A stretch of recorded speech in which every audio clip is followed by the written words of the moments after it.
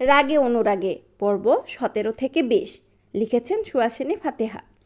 তিতলি হাতের ফাইলগুলো নিয়ে দৌড়ে পালাতে চাইল। নিজে বাঁচতে পারলে বাপের নাম, ফাইল পরে রাখা যাবে, কিন্তু ভাগ্য তাকে সহায় করল না।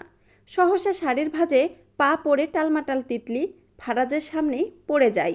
শেষ পর্যন্ত কিনা ভাল্লুকের সামনে তাকে পড়তে হলো। ভয়ে চোখ মুখ খিচে রেখেছে। এই বুঝি চড় থাপ্পড় সব তার মুখে পড়বে।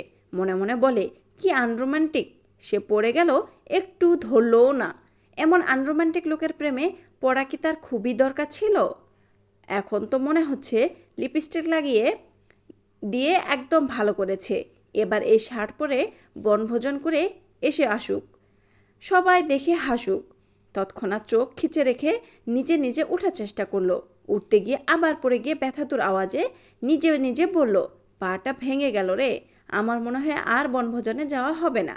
ফারাজ খানের চোখ জোড়া মেয়েটার অপরূপ মুখখানায় স্থির হয়। ধমক দিতে গিয়েও থেমে যায়। এভাবে কখনো কোনো মেয়ের দিকে তাকিয়েছে কিনা সন্দেহ। এই মেয়ে তাকে তাকাতে বাধ্য করে। সেও এই মেয়েকে অনেক কিছু করতে বাধ্য করবে। পড়ে গিয়েছে, একদম ভালো হয়েছে। এই মেয়ে এমন উচিত শিক্ষা পাওয়ারই যোগ্য। টিচারকে ধাক্কা দিয়ে নিজের দোষ স্বীকার না করে উল্টো পালাতে চাই। এর ব্যবস্থা সে পরে করবে, আগে উঠিয়ে নেওয়া যাক। যুবক হাত বাড়িয়ে দিয়ে ধমকের স্বরে বলল, ওঠো বলছি, না হলে এখানে তালা দিয়ে রেখে চলে যাব। সপ্তদশীর চোখজোড়া কোটার ছেড়ে বেরিয়ে আসার জোগাড়। সে কি স্বপ্ন দেখছে? ভাল্লুক তাকে হাত বাড়িয়ে ওঠার কথা বলছে। তুলতুলে ভালো লাগায় বুকটা ভরে গেল। উঠতে চাইলে আবার হাত ছেড়ে দিবে না তো? না না না, সে ধরবে না। জেদের বসে বলল, আমি নিজে উঠতে পারবো, আপনার হাত ধরে উঠা লাগবে না। তিতলি মুখে এমন কথা শুনে ফারাজ রেগে হাত মুষ্টিবদ্ধ করে নিয়ে এলো। বেয়াদব মেয়ের কত বড় স্পর্ধা, তাকে ইগনোর করে। ভালোর জন্য হাত ধরতে বলেছে, আবার তেজ দেখায়। তিতলি আবার উঠতে চায়, কিন্তু এবারও সফল হয় না। পা মনে হয় মচকে গেছে, তাও সে ভাল্লুকের হাত ধরবে না। ক্রসবডি ব্যাগ খুলে ফোন বের করতে নিলে তৎক্ষণাৎ যুবক ক্ষিপ্ত মেজাজে তিতলিকে দু হাতে টেনে তুলে সোজা পাশের দেয়ালের সাথে চেপে ধরে। দূরত্ব রেখে দাঁড়িয়ে যুবক প্রচণ্ড রাগে হিসিয়ে ওঠে। আবার মুখের উপর কথা বলার সাহস কই পাও তুমি? ভেবেছিলে দৌড়ে পালিয়ে গেলে বেঁচে যাবে? আমার ভাগ্য ভালো তোমাকে এখনো কিছু করিনি, না হলে ধাক্কা। ফারাজের কথা শেষ হওয়ার পূর্বেই তিতলি ব্যথা পেয়ে বলল, ছাড়ুন। তিতলির গম্ভীর ফারাজ ভালো, এমন রাগী ফারাজ সে কি ভয় পায়? সে তাকানোর সাহস পেল না। মাথা নিচু রেখেই প্রচণ্ড সাহস জুগিয়ে বলল, আপনি আমার হাত ধরেছেন কেন? ফারাজ শুনল কি না কে জানে, উল্টো হাত পেছনে পেঁচিয়ে ধরেছে। দাঁতে দাঁত চেপে প্রশ্ন করল, আমি সেদিন ল্যাবে দেখেছিলাম, আসলে না কেন? আর এত রাগ কারে দেখাও? হ্যাঁ, ভয় লাগে না আমাকে? তিতলি নিম্নষ্ট দাঁত কামড়ালো। কথা খুঁজলো মনে মনে। সে তো ইচ্ছে করে আসেনি, আর কেন আসবে? সে না আসলে তো আরও খুশি, তাকে তো সহ্য করতে পারে না। তবে ইগনোর কি কাজে লেগেছে? এতে হবে না। ভালো কথা বললে আবার আগের মতো হয়ে যাবে। ফ্লোরের দিকে তাকিয়ে থেকে একটু যাচাই করতে বলল, আমার ইচ্ছে তাই আমি আসিনি। আপনার কি সমস্যা? প্রশ্ন করে অপেক্ষা করলো সে। চাইলো, খুব করে চাইলো যেন ফারাজ বলবে, হ্যাঁ সমস্যা। কারণ আমি তোমাকে দেখতে চেয়েছি, তোমার কণ্ঠস্বর শুনতে চেয়েছি, তোমাকে মিস করছিলাম, তাই ডেকেছি। হয়তো উল্টো ফারাজ ধমক দিয়ে বলল, উত্তর দিতে বলছি, দিব না। মুখে মুখে তর্ক করলে বলতে গিয়ে ফারাজ হঠাৎ অফিসের করিডোরের কাচের গ্লাসের আয়নার চোখ পড়ে। একপাশ হয়ে থাকায় স্পষ্ট নিজের ধবধবে সাদা শার্টে লিপস্টিকের গাঢ় দাগ দেখতে পেল। যুবক রেগে গিয়ে ঘুরে ফিরে ভালো করে দেখতে থাকে। তিতলি ভয় পেয়ে যায়। সে ভাবে নি দেখে যাবে। ভয় পেয়ে মেয়েটা ত্রস্ত পায়ে চলে যেতে চায়, কিন্তু ফারাজ হাত হুট করে টেনে ধরে। রেগে গিয়ে বলে, বেয়াদব মেয়ে, এসব কে লাগিয়েছ? তিতলি পেছনে পেরার সাহস পায় না। মুখ ফিরিয়েই রেখে বলল, কি লাগিয়েছি আমি? ফারাজ তিতলিকে টেনে ধরে নিজের পেছনে নিয়ে এলো। পিঠ দেখিয়ে শক্ত মেজাজে বলল, মিথ্যা বলবে একদম, বনভোজন যাওয়ার শখ মিটাই ফেলবো। আমি কি আসার সময় শার্ট নিয়ে এসেছি? চোখ কোথায় থাকে বেয়াদব? তিতলি ভয়ে কেঁপে উঠল। এভাবে কেউ ধমকায়? এই লোক তাকে একটুও বোঝে না। একটা চুমোই তো লেগেছে, একটু রোমান্টিক কথা বললে কি হয়? তিতলি নিজের দোষ স্বীকার করবে না। মেয়েটা প্রচণ্ড সাহস জুগিয়ে সে বলল, আমি কি ইচ্ছে করে লাগিয়েছি? আমার কোনো দোষ নেই। সহসা ফারাজের ফোন বেজে ওঠে। ফারাজ বিরক্ত হয়ে ফোন আসার আর টাইম পায় না। 2-3 বার বেজে বেজে উঠছে দেখে ব্যস্ত হয়ে পকেট থেকে ফোন বের করছে। তিতলি সুযোগ বুঝে ফারাজকে পাশ কেটে চলে যেতে থাকে।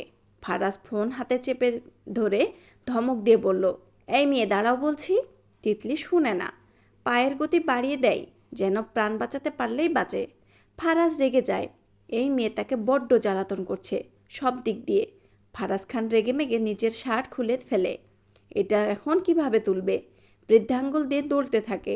তিতলির চুমু লাগা লিপস্টিকের জায়গাটা কেমন একটা স্মেল আসছে।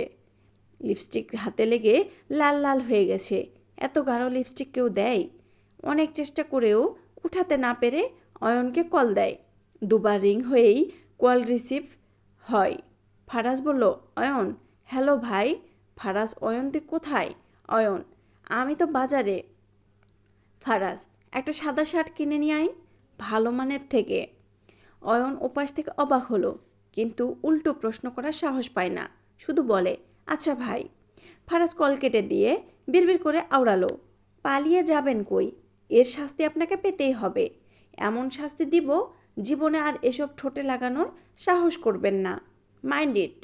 তিতলিকে নিচে নামতে দেখে নিধি চিন্তা সুরে বলল, আমি এতক্ষণ ধরে তোর জন্য দাঁড়িয়ে আছি। ফাইল রেখে আসতে এতক্ষণ লাগে? কি করছিলি? তিতলি বড় বড় নিঃশ্বাস নিচ্ছে। মেয়েটার হাঁসফাঁস লাগছে। নিধি সন্দেহ করে বলল, এভাবে হাঁপাচ্ছিস কেন? বড্ড বাঁচা বেঁচে গেলাম রে। আজ তো আমি গেছিলাম। কি হয়েছে সেটা বলবি তো?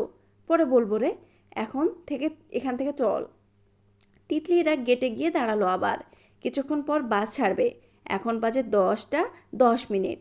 তিতলিরা গেইটে দাঁড়িয়ে পিক তুলছে। তখন অয়নকে দেখতে আসতে দেখা গেল। অয়ন তিতলিকে দেখে দাঁড়িয়ে গিয়ে মুগ্ধ চোখে তাকায়। অনেকদিন পর দেখছে। একটু কথা বলতে গেল, কেমন আছো তিতলি? তিতলি পাশ ফিরে তাকায়। অয়ন ভাইকে দেখে খুশি হয়ে বলে, আরে অয়ন ভাইয়া তুমি? কেন, বিশ্বাস হয় না নাকি? তুমি আমাদের সঙ্গে যাবে? তাহলে তো অনেক মজা হবে। তুষার যাবে শুনছি, তাই আসছি, না হলে আসতাম না। তিতলি হেসে হেসে বলল, ভালো করেছো এসে। ফের বলল, তোমার হাতে শপিং ব্যাগ কেন ভাইয়া? এটা ফারাজ ভাইয়ের জন্য এনেছে। ভাইয়ের নাকি ইমার্জেন্সি লাগবে। তিতলি কেসে উঠল। লিপস্টিক লেগেছে, তাই বলে কি ওটা চেঞ্জ করতে হবে? ওটা পরে থাকলে কি হয়? আরও সুন্দর লাগবে দেখতে। কোনো মেয়ে তাকাবে না। যত সব ঢং। আবার সেম সাদা শার্ট কেনে। তার শাড়ির সাথে মিলিয়ে কিনলে কি পাপ হতো? অয়ন তিতলিকে একমনে কিছু ভাবতে দেখে চোখের সামনে তুড়ি বাজিয়ে বলল, কি ভাবছো তিতলি? কিছু না ভাইয়া। অয়ন কিছুক্ষণ চেয়ে থেকে তারপর মজা করে বলে, এতে সেজেগুজে ছেলেদের ইমপ্রেস করতে চাও নাকি? তিতলি ঠোঁট প্রসারিত করে হাসল। তারপর ফুরফুরে কণ্ঠে বলল, মেয়েরা কখনো ছেলেদের ইমপ্রেস করানোর জন্য সাজে না ভাইয়া। তারা সাজুগুজু করে অন্য মেয়েদের গা জ্বলানোর জন্য। অয়ন হেসে ফেলল। এজন্য তিতলিকে তার ভালো লাগে যাচ্ছে। মুচকি হাসি দিয়ে চলে যেতে থাকে। দেরি করলে ভাই রাগ করবেন। ফারাজ 2 তলার করিডোরে দাঁড়িয়ে থেকে সব দেখছে। অয়নকে সে বলেছে ওখানে দাঁড়িয়ে দাঁড়িয়ে ওই বেয়াদব মেয়েটার সাথে কথা বলতে। আজকে আসুক, অয়নেরও একটা ব্যবস্থা করবে। সে এতবার প্রশ্নের উত্তর দিতে বলছে না, তার কোনো কথা শুনেনি। এখন সবার সাথে হেসে হেসে তাকিয়ে তাকিয়ে কথা বলছে। এতে যেন ফারাজের মস্তিষ্ক জ্বলে উঠল। হাত দিয়ে রেলিং চেপে ধরল। বাস ছাড়ার সময় হয়ে গেছে। রুবায়েত স্যার মাইক নিয়ে সব বলছেন, মেয়েরা সবাই মেয়েদের বাসে গিয়ে বসো, আর ছেলেরা ছেলেদের বাসে। তুষার বাসে ওঠার আগে তিতলিকে সাবধানতার বাণী ছুড়ে দিল, জানালা দিয়ে মুখ হাত বের করবি না। তিতলি ভাইকে হেসে বলল, আচ্ছা ভাইয়া। বোনকে সাবধান করে তুষার ছেলেদের বাসে চলে গেল। ছেলেদের জন্য 2টা বাস, মেয়েদের জন্য 2টা বাস ভাড়া নেওয়া হয়েছে। আর সব টিচারদের জন্য কার ভাড়া করা হয়েছে। তিতলি জানালার পাশে বসলো। তার যে কি খুশি লাগতেছে। মুকাইলে নন্দন পার্কের সব জায়গাগুলো দেখে তারও অনেক শখ ছিল ওখানে যাওয়ার, কিন্তু কখনো যাওয়া হয়নি। আজ তার স্বপ্নটা পূরণ হচ্ছে। ওই সময়ের পর তিতলি আর ফারাজের সামনে পড়েনি। সে ঠিকই ফারাজকে দেখেছে, তবে তবে দূরে দূরে। নিধি, তিতলি, প্রিমা, স্মৃতি ওরা সবাই একসাথে বসেছে। নিধি তিতলিকে বলল, ওই সময় কি হয়েছিল? তুই অফিসে গিয়ে এভাবে নেমে এলি কেন? তিতলির চোখের সামনে সে দৃশ্য ভেসে ওঠে। সে কি লজ্জা মেয়েটার! ভীষণ লজ্জা পাওয়ার মতো করে বলল, আমি ভাল্লুক সাজে সাদা শার্টে লিপস্টিকের দাগ ভরে দিয়েছি। কি? তুই ফারাজ স্যারকে চুমু দিয়ে লিপস্টিক লাগিয়ে দিয়েছিস? আমি তো ভাবছি তুই লিপস্টিক সব চেটেপুটে খেয়ে ফেলছিস। লজ্জায় তিতলির মুখখানা লাল নীল হয়ে গেল। এমন কিছু হয়ে যাবে আসলে সে ভাবেনি। এখন ওই লোকটার সামনে সে কিভাবে যাবে? যেমন ভয় পাচ্ছে তেমন লজ্জামাখা মুখ নিয়ে বলল, আমি ইচ্ছে করি দিই নাই, বিশ্বাস কর। ফাইল নিয়ে সিঁড়ি দিয়ে যাচ্ছিলাম, আর ওই ভাল্লুক কোথায় থেকে সামনে এসে পড়ল। স্মৃতি পাশ থেকে হতাশ ভঙ্গিতে বলল, তুই সবসময় শুধু ফারাজ স্যারের সাথে ধাক্কা খেয়ে অঘটন করিস। সারের থেকে পালিয়ে আসলে কিভাবে? তোকে থাপ্পড় দেয়নি? দিয়েছে কয়টা? তিতলি হেসে হেসে বলল, কোনো দয়ালু লোকের খুব দয়া হয়েছে আমার উপর। তখন ভাল্লুকের কাছে কল দেয়, আর আমি সুযোগ বুঝে পালিয়ে এসেছি। নিধি তিতলির পিঠে সামান্য থাপ্পড় দিয়ে বলল, এবার তো মনে হচ্ছে তোর বুদ্ধিশুদ্ধি হইতেছে বেষ্টু। ফারাজ স্যারের চোখ ফাঁকি দিয়ে আসতে পারলি তুই। তুই তো স্যারের থেকেও জিনিয়াস বেবি। জিনিয়াস না হলে কি ওনার মন পাবো? তিতলির কথার ভেতরে বাসের ভেতর ফুল ভলিউমে গান বেজে উঠল। হুলা হুলা হুলা হুলা তু হাই মেরি ফ্যান্টাসি। গানের আওয়াজও ওদের কথার সেখানে ইতি ঘটে। বাসের সব মেয়েরা গানের তালে তাল মিলিয়ে গাইতে থাকে। দীর্ঘ 1 ঘন্টা পর অবশেষে বাস এসে থামলো নন্দন পার্কের উঁচু রাস্তার সামনে। ড্রাইভার নেমে দরজা খুলে দিতে এক এক করে সব স্টুডেন্ট বের হলো। মেয়েদের বাস পেছনে ছিল, তাই ছেলেরাও টিচাররা আগে এসে গেছে। তিতলি নেমে সব অবাক চোখে দেখতে থাকে। নন্দন পার্কের বিশাল লোহার গেটটা চোখের সামনে পড়তেই তিতলির মনে এক অন্যরকম ভালো লাগা কাজ করলো। গেটটার মাথায় বড় বড় অক্ষরে লেখা, নন্দন পার্ক ওয়েলকাম। সব স্টুডেন্টদের ভিড়ে হাঁটার জায়গাটুকু পাওয়া যাচ্ছে না। নিধি তিতলির হাত ধরে রেখেছে, ভিড়ের মাঝে আবার যেন হারিয়ে না যায়। ভাইকেও দেখছে না, ভাল্লুককেও দেখছে না। তিতলি খুশি মনে নিধিকে বলল, দারুণ মজা হবে রে, কি সুন্দর। আমি পিক তোলার জন্য এসেছি। তিতলি নেচে নেচে বলল, আগে ভেতরে চল। ওরা সবাই ভেতরে গেল। ভেতরে যেতেই তুষার বোনকে দেখে এগিয়ে এসে জিজ্ঞেস করলো, বাসে কোনো সমস্যা হয়নি তো তোর? না ভাইয়া, খুব ভালো লেগেছে। নিধি তুষারের দিকে তাকিয়ে চোখ ফিরিয়ে নিল। কি অ্যাটিটিউড! বোনকে বলছে তাকে একটু বললে কি হতো। সে অন্যদিকে তাকিয়ে রইল।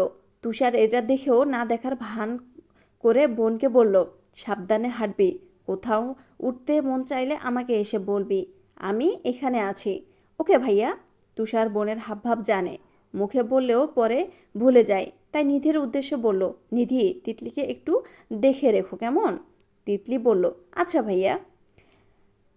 তুষার উত্তর শুনে ওদিক চলে গেল। ওরা বান্ধবীরা মিলে রাইডস এর দিকে গেল। তিতলি দেখল অয়ন ক্যামেরা দিয়ে সব ভিডিও করছে। মূলত অয়ন একজন ফটোগ্রাফার ও বটে। তিতলির খুব ইচ্ছে হলো এখানে দাঁড়িয়ে কয়টা পিক নেবে, তাই অয়নকে বলল, অয়ন ভাইয়া, আমাদের কয়টা পিক তুলে দাও। তিতলির কথা শুনে অয়ন হেসে বলল, অবশ্যই তুলে দিব, তোমরা দাঁড়াও। তিতলি নিধি দুজনে খুশি হয়ে রাইডসের পাশে দাঁড়িয়ে বিভিন্ন স্টাইলে পিক তুলতে থাকলো। অয়ন পিক তুলতে তুলতে বলল, অনেক সুন্দর এসেছে পিকগুলো। ওদিকে দাঁড়াও এবার। তিতলি একা গিয়ে নাগরদোলায় পাশে দাঁড়ালো। অয়ন বিভিন্ন নিয়মে পিক তুলতে ব্যস্ত হয়ে গেল। আর এই দৃশ্যটাই দূর থেকে দেখতে পেল একজন যুবক। দেখেই কপাল কুঁচকে আরও সরু চাহনিতে চেয়ে বিড়বিড় করে বলল, পিক তোলা বের করব, আগে শুধু হাতের কাছে একবার পাই। তৎক্ষণাৎ মোবাইল বের করে অয়নকে কল দিয়ে অন্যদিকে ঘুরে হাঁটতে হাঁটতে বলল। অয়নের ফোন বেজে উঠলে পকেট থেকে ফোন বের করে ফারাজ ভাই নাম দেখে সাথে সাথেই রিসিভ করে বলল, হ্যালো ভাই, কিছু বলবেন? তোকে সবখানে খুঁজছি, গেইটের দিকে আয়। এক্ষুনি আসছি ভাই। অয়ন তিতলি নিধিকে বলল। ফারাজ ভাই কল দিয়ে বলল ওদিকে যেতে, পরে বেশি করে ছবি তুলে দিব। এখন যাই। তিতলি মুখ ভেঙচি কাটল। ফারাজ ভাই ঢং। তখন সিয়াম কোথায় থেকে হাজির হলো। তিতলির সাথে ঝগড়া করার উদ্দেশ্যে বলল, কিরে ভুটকি, তোরা তো এখন কার্টুনের শাকচুন্নিদের মতো লাগতেছে। তিতলি রেগে গিয়ে সিয়ামের চুল টেনে ধরে বলল, প্যারত, সর, এখানে কি করিস তুই? ছেলেদের কাছে যা। আরে এত চেতিস যাস কেন? তিতলি সিয়ামের চুল আরও জোরে টেনে ধরে বলল, চেতলে এমনভাবে চেতি, যারা ঠান্ডা করতে আসে তারাও চেতে যায়, বুঝলি? এবার যা। সিয়াম মুখ ভেঙচি কেটে বলে চলে গেল। তিতলি, নিধি, প্রিমা, স্মৃতি ওরা হাঁটতে হাঁটতে নিরিবিলি জায়গায় চলে গেল। তিতলি সহসা খুশিতে লাফিয়ে বলল, নিধিরে দেখ না কি সুন্দর লাগছে কৃষ্ণচূড়া গাছটা, চল ওইদিকে যাই। নিধি, প্রেমা ওরা সবাই তাকালো। আসলে লাল লাল কৃষ্ণচূড়া ফুলের গাছটা যেন পুরো পার্কের সৌন্দর্য দ্বিগুণ বাড়িয়ে দিয়েছে। কিন্তু ওটা একটু নিরিবিলি জায়গায়। নিধি চিন্তা সুরে বলল, ওদিকে গেলে যদি কোনো সমস্যা হয়? তিতলি ওখানে যাবে মানে যাবে, তাই ওদের সাহস দিল, যেন সে কত সাহসী মেয়ে। অমন করে বলল, চল না, কোনো সমস্যা হবে না, আমি আছি তো। শেষ পর্যন্ত ওরা সবাই তিতলির কথাই সায় জানালো। কৃষ্ণচূড়া গাছের নিচে এসে দাঁড়ালো। গাছটার উচ্চতা ভীষণ লম্বা হওয়ায় একটা ঢালও ওদের নাগালে নেই। তিতলি অনেক চেষ্টা করেও নিতে না পেরে সর্বশেষ বলল, আমি গাছে উঠি। নিধি চেঁচিয়ে বলল, কি? গাছে উঠবি মানে কি? আমি তো গাছে উঠতে পারি, প্রথম ঢালে উঠে ফুল নিয়ে আসি। না না বোন, গাছে ওঠার দরকার নাই। আর তুষার ভাইয়া জানলে তো তোকে আর জীবনেও কোথাও যেতে দিবে না। ভাইয়া কি এখানে আছে নাকি? তোকে আমি শেষবারের মতো বলছি, তিতলি এখান থেকে চল। তিতলি জেদ ধরে বলল, না, আমি গাছে উঠব। তিতলি শাড়িটা বুকের সাথে গুজে নিয়ে গাছে ওঠার জন্য যায়। গাছ লম্বা হলেও চিকন, তাই তিতলির সমস্যা হয় না। তিতলি অনেক কষ্টে প্রথম ডালে উঠে প্রথমের ডালে বসলো পা দুলিয়ে। 3-4টা ফুলের ডাল ভেঙে নিচে ফেললো। ফারাজ খান ইমার্জেন্সি ফোন আসায় কথা বলতে বলতে এদিকে আসতে চোখ পড়ে কৃষ্ণচূড়া গাছের নিচে কিছু মেয়ে দাঁড়িয়ে আছে, আর উপরে একজন ডালে বসে পা দুলিয়ে রেখে ডাল ভাঙছে। যুবক ভালো করে তাকাতেই চিনতে অসুবিধা হয় না। সহসা ফোন রেখে আকাশসম রাগ নিয়ে সেদিকে এগিয়ে যায়। তৎক্ষণাৎ প্রেমার ভয়ার্ত গলা ভেসে এলো, তিতলি রে, ফারাজ স্যার আসছে এদিকে, আজকে তোর খবর আছে মনে হয়। তিতলি ভয়ে কেঁপে ওঠে। গাছের ডালে বসা অবস্থায় মনে মনে ভাবে, এই ভাল্লুক কি আমাকে আনন্দ করতে দিবে না? গাছ থেকে দুটো ফুলও নিতে দিবে না। মনে হয় তার আনন্দ দেখে হিংসে হয়। নিজেও তো গম্ভীর মুখ নিয়ে হাঁটে, কোনো আনন্দ করতে জানে না, আবার আমাকেও কিছু করতে দেয় না। এখন কি করব? তিতলির ভাবনার মাঝেই গম্ভীর স্বর ভেসে এলো, আপনারা এখানে কি করছেন? কণ্ঠস্বরটা শুনে তিতলি ডালে বসে মাথায় ঘোমটা টেনে পেছনের দিকে ফিরে যায়। নিধি, প্রেমা ওরা তো ভয়ে শেষ। কি বলবে স্যারকে? নিধি কোনো রকম বানিয়ে পেঁচিয়ে বলল, স্যার, আসলে আমরা একটু পিক তুলতে এসেছিলাম।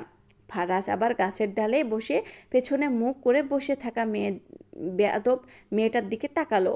যুবক ভ্রুযুগল কুঁচকে রেখেছেন কৌতুকে। এই মেয়ে তো কোনো সাধারণ মেয়ে না, বনভোজনে এসে গাছে ওঠে।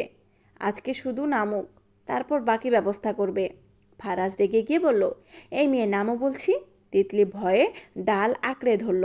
নিধি, প্রেমা, স্মৃতি ওরা স্যারকে কিছু বলার সাহস পায় না। এখন দাঁড়িয়ে দাঁড়িয়ে দুঃখ করছে। আগেই বলছিল গাছে ওঠার দরকার নেই, এখন বুঝুক মজা।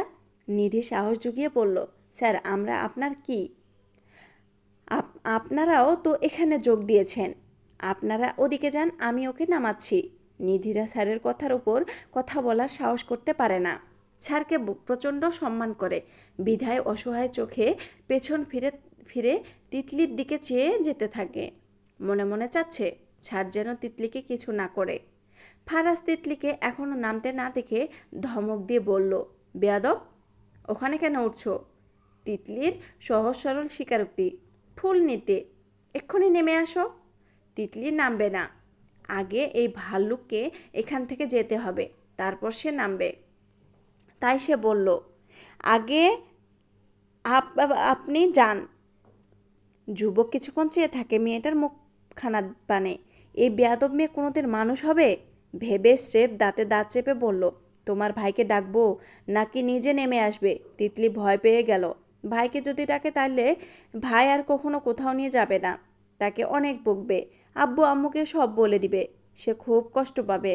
তাই বলল, না না প্লিজ ভাইয়াকে ডাকবেন না, এই যে দেখুন নামতেছি, আপনি চলে যান এখান থেকে, আমি নেমে তারপর ওখানে চলে যাব। বেশি কথা না বলে এখনই নামো, আমাকে অন্য ব্যবস্থা করতে বাধ্য করো না। তিতলি গাছ থেকে ভয়ে ভয়ে পা নেমে লাফ দেয়। লাফ দেওয়ার শাড়ি পেট থেকে অনেকটা সরে যায়। মেয়েটা সেটা বুঝতেই পারে না। ফারাজ এদিক তাকিয়ে থাকায় চোখ দুটো আকস্মিকভাবে সেদিকে পড়ে। পর মুহূর্তেই চোখের দৃষ্টি অন্যদিকে ঘুরিয়ে ফেলল যুবক। তিতলি কিছুতেই বুঝতে পারে না সেটা। গাছ থেকে নেমে ফারাজের দিকে না তাকিয়ে শাড়িটা এমনিতেই ঠিকঠাক করে পালাতে চায়। ফারাজের সামনে পড়তে মেয়েটার সে কি লজ্জা! আর সে তো ভাল্লুককে ইগনোর করে। যদি আবার আগের মতো হয়ে যায়? ফারাজ খান বেয়াদব মেয়েটাকে থামায় না, মনে মনে বিড়বিড় করে আওড়ায়, পালিয়ে আর কত দূর যেতে পারবে? ফারাজ খানকে যেহেতু তুমি জ্বালিয়েছ, এবার তুমিও দেখবে ফারাজ খান কিভাবে তোমাকে জ্বালায়। Mind it.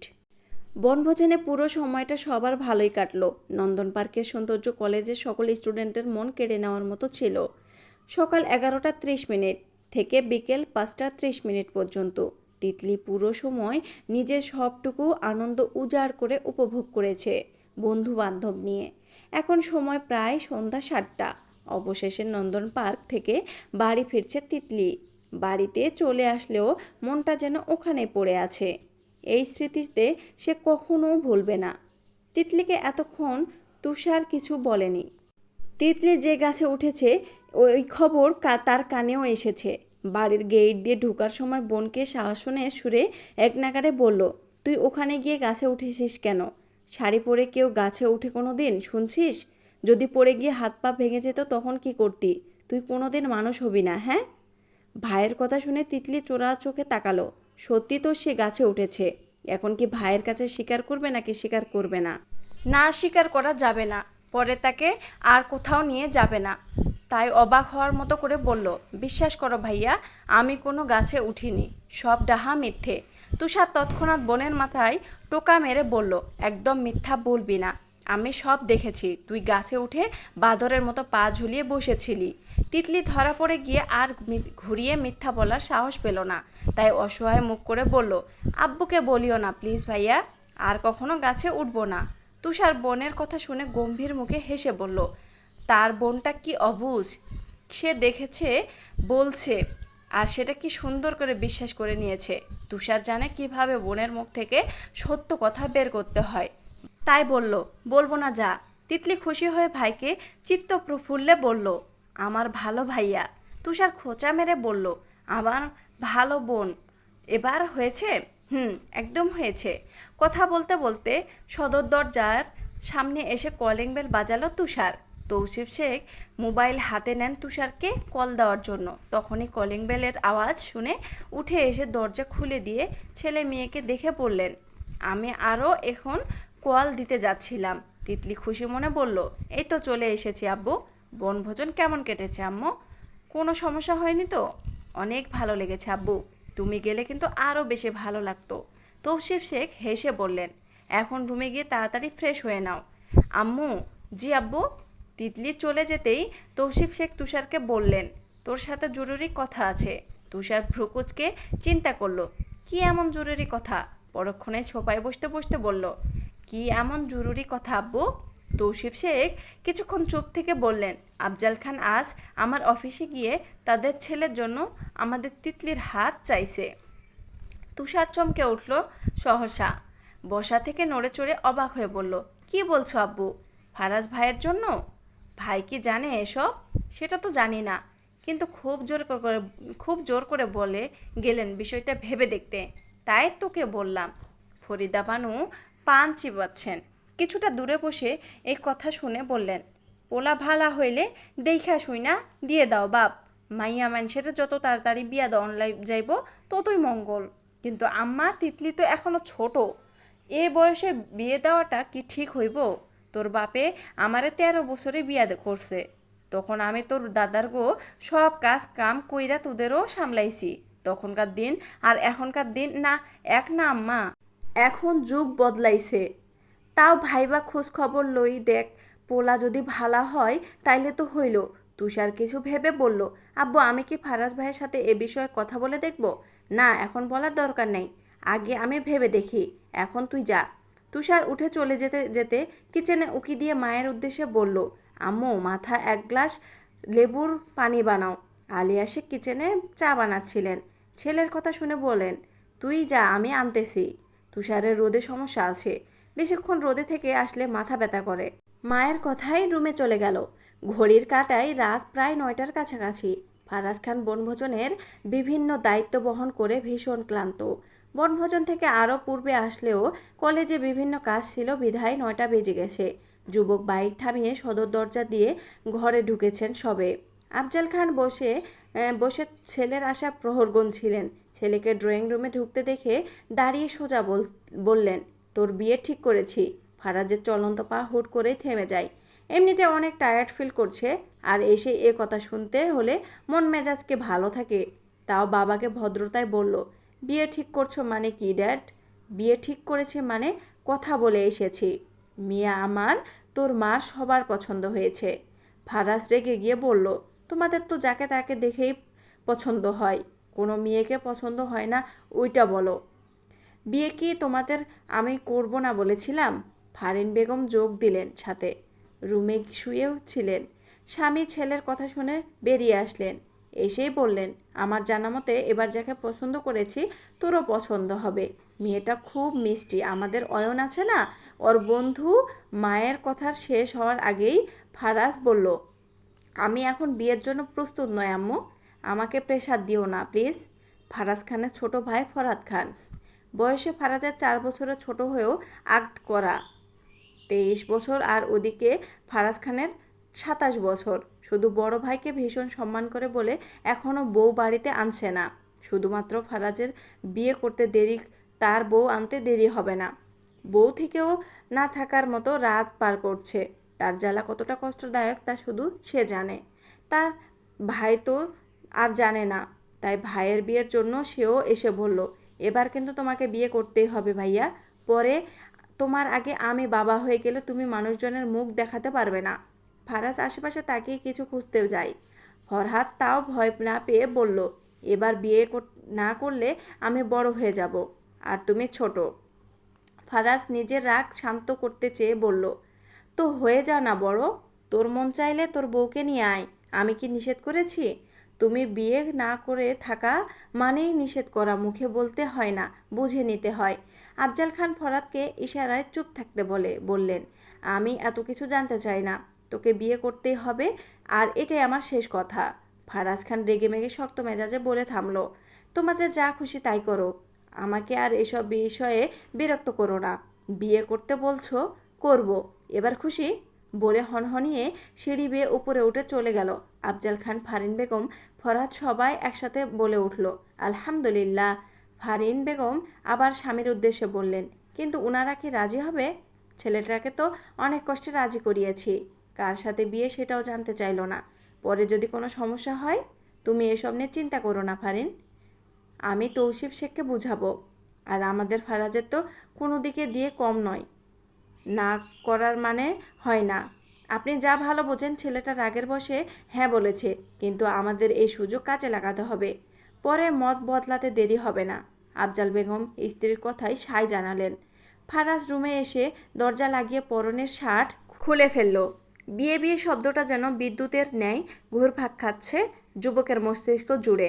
ফারাজ তয়ালে নিয়ে ওয়াশরুমে চলে গেল। 15 মিনিট সময় নিয়ে গোসল করে বেরিয়ে এসে ছোপায় বসলো। মাথার ভেজা চুলগুলো কপালে লেপ্টে টপ টপ পানি পড়ছে, সেদিকে কোনো খেয়ালই নেই। চুলের পানিগুলো মুছতেও কেন জানি বিরক্ত লাগছে। ট্রাউজার স্যান্ডো গেঞ্জি পরে কিছুক্ষণ কপালে হাত দিয়ে ছোপাতে শুয়ে থাকলো। সহসা চোখের সামনে বেয়াদব এক মেয়ের মুখখানা ভেসে উঠল। আজকাল এই বেয়াদব মেয়েটা তাকে ভীষণ জ্বালায়। পিচ্চি একটা মেয়ে তার সাথে রাগ জেদ দেখায়, ভাবা যায়? সে কিছু বোঝে না ভাবে মেয়েটা। মেয়েটার মতলব সে ঠিকই বোঝে, কিন্তু পাত্তা দেয় না। তার সাথে কি এসব যায়? দেয়াল ঘড়িতে নজর বুলিয়ে তিতলি বাইরে বেরিয়ে আসলো। খিদে পেয়েছে। পার্ক থেকে আসার পর গোসল করে ক্লান্ত শরীর নিয়ে 1 ঘন্টা ঘুমিয়েছিল। ড্রয়িং রুমে আসতেই ফরিদা বানু নাতনিনকে দেখে ডাকলেন, এদিকে আয়।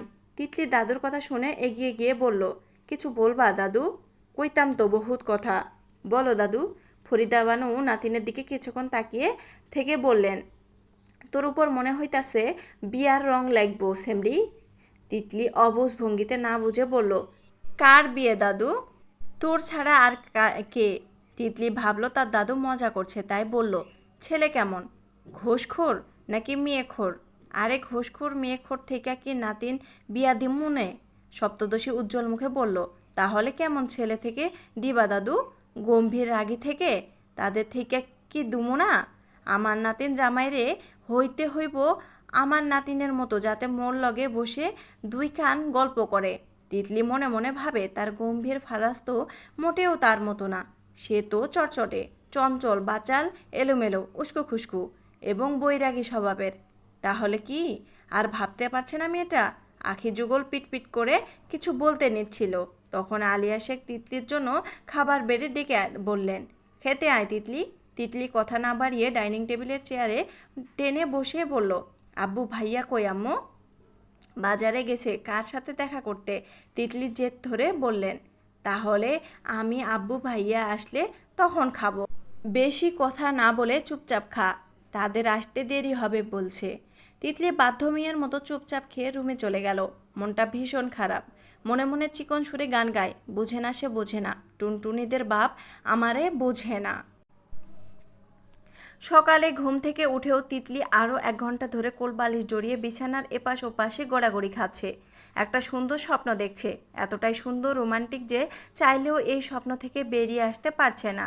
দেখছে সে ফারাজের গায়ের উপর 2 পা পেঁচিয়ে আরামে ঘুমাচ্ছে। ফারাজ বিরক্ত হয়ে পড়ল, এসব কেমন ঘুম? পা নামাও বলছি। তিতলি কোলবালিশ আরও জড়িয়ে ফিসফিসিয়ে বলে, নামাবো না, টুনাটুনিদের বাপের উপরই ঘুমাবো। হ্যাঁ, একটু একটু আদর করুন না। নিজের কথা যেন নিজেই শুনতে পেল মেয়েটা।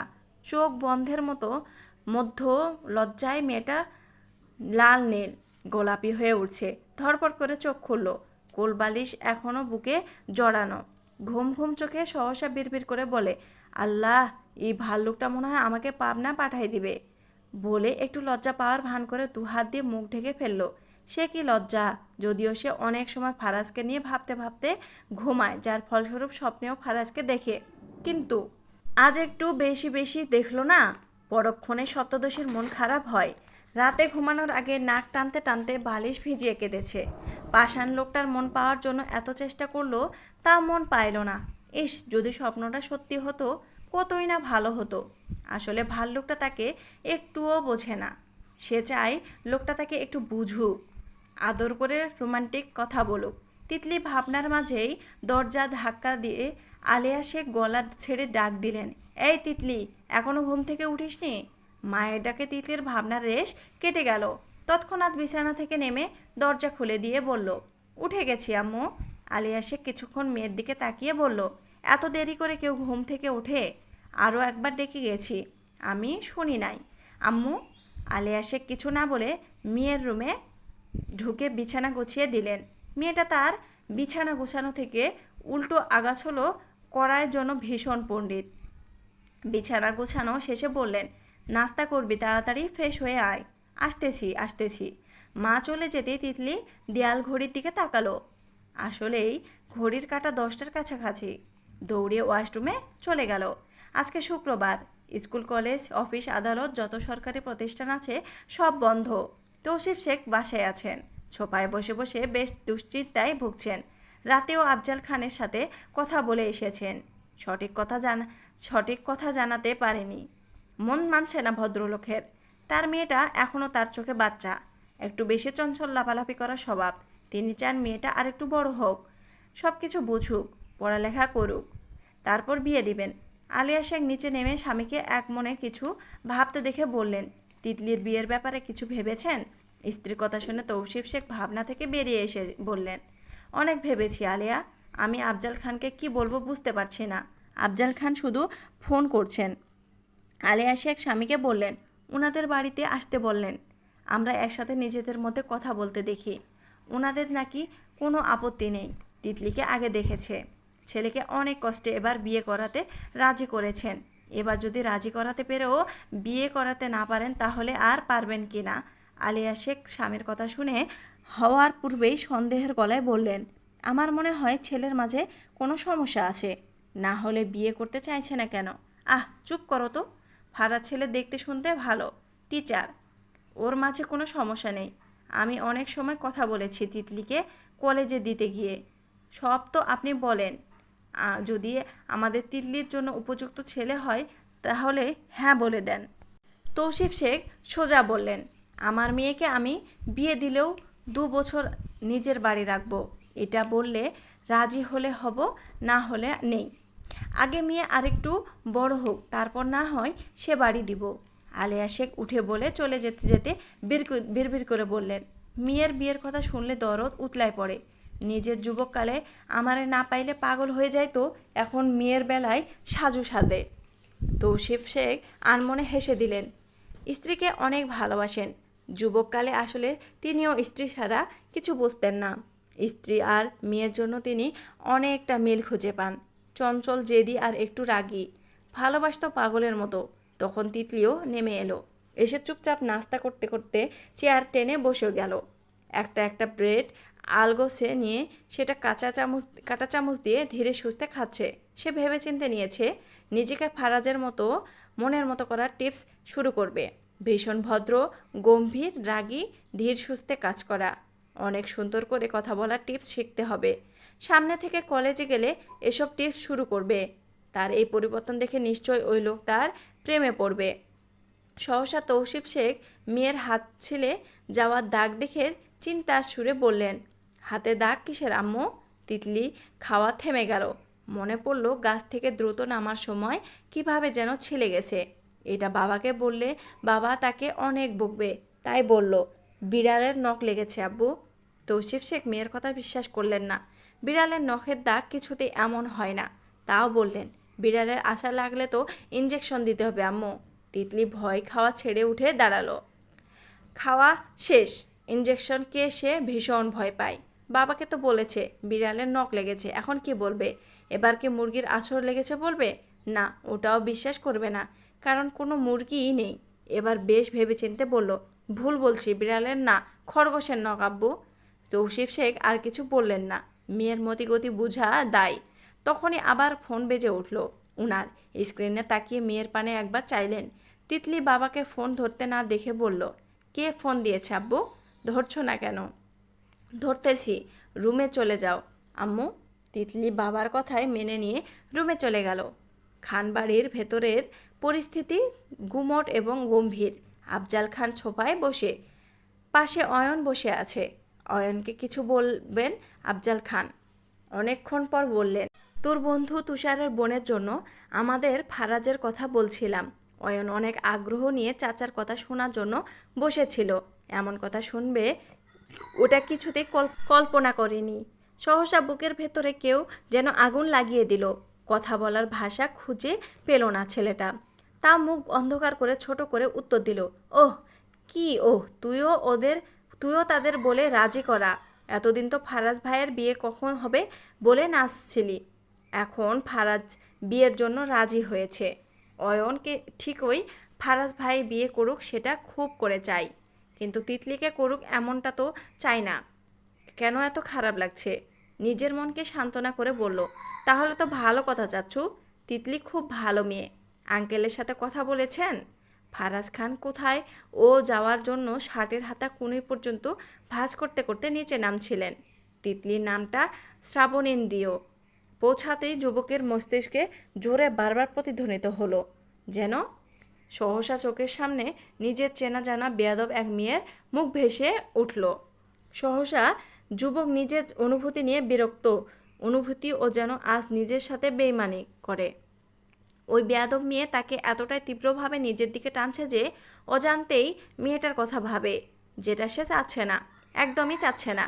মেয়েটা তার কথা না শুনলে, ডাকলে না আসলে, আর তার দিকে চোখ তুলে না তাকালে তার ভীষণ রাগ হয়। তখন ইচ্ছে করে 2টা চড় দিয়ে মনটা শান্ত করতে। মেয়েটা তাকে জ্বালায়, খুব জ্বালায়। তারও ইচ্ছে করে মেয়েটাকে অনেক জ্বালাতে, বকা দিতে, আরও অনেক কিছু, কিন্তু নিজের মন বাধা দেয়। অয়ন ফারাজকে আসতে দেখে মন খারাপের মাঝেও খুশি মনে বলল, ফারাজ ভাই, আপনি নাকি বিয়ে করবেন? অয়নের কথা শুনে ফারাজের ইচ্ছে হলো অয়নকে ইচ্ছে মতে পিটাতে। শক্ত মেজাজে বলল, শুনেছিস যেহেতু তাহলে আবার বলছিস কেন? তোর মন চাইলে তুইও করে ফেল।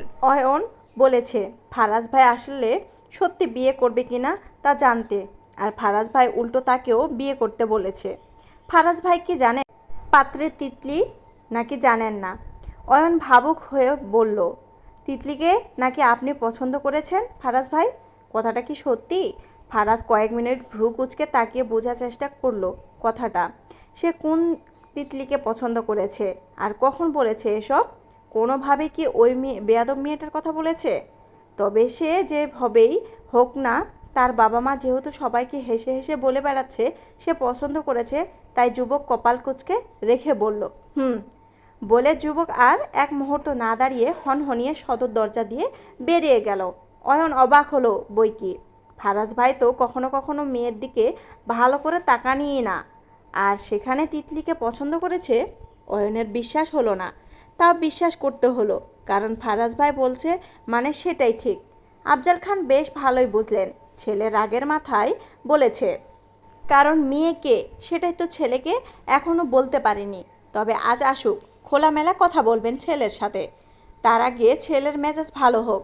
এখন ছেলে হ্যাঁ বলেছে, কিন্তু হ্যাঁ তো হ্যাঁই, এই হ্যাঁকেই তাদের কাজে লাগাতে হবে। ফারিন বেগম ট্রেতে চা নাস্তা এনে সেন্টার টেবিলে রেখে অয়নকে বললেন, চা নাস্তা নে অয়ন, কখনো তো আসোস না। অয়নের মনটা খারাপ, তাও জোর করে ঠোঁটের কোণে হাসি এনে বলল, আসলাম তো চাচিমণি। ফারিন বেগম তাও থামলেন না, দীর্ঘশ্বাস ফেলে মন মরা করে আবারও বললেন, তোর বন্ধু তুষারের বোন আছে না, ওকে ফারাজের জন্য চাইছি। আমাদের ফারাজের কি কম আছে কোনো দিক দিয়ে?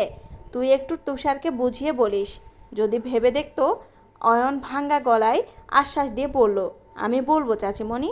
এর মাঝেই সহসা আফজাল খানের ফোন বেজে উঠল।